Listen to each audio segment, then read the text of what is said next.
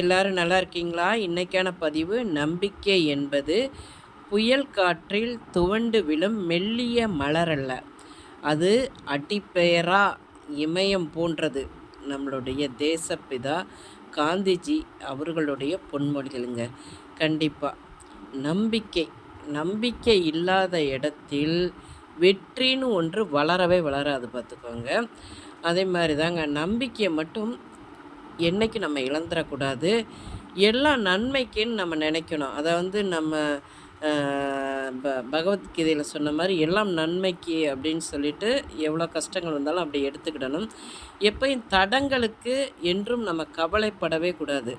அந்த தடங்களில் ஏதாவது ஒரு நன்மை இருக்கும் என்று நம்ம நம்பிக்கையோடு செயல்படணும் பார்த்துக்கோங்க.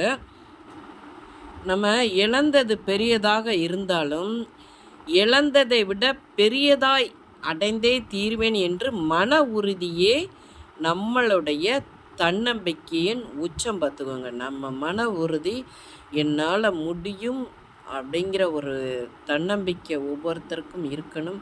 அப்போ தான் அவர்கள் வந்து வெற்றி வகை சூட முடியும் பார்த்துக்கோங்க வாழ்க்கையில். இந்த பதிவு உங்களுக்கு பிடிச்சிருந்தால் பார்வதி வீட்டு சமையலுக்கு ஆதரவு கொடுங்க. ஓம் சாய்ராம்.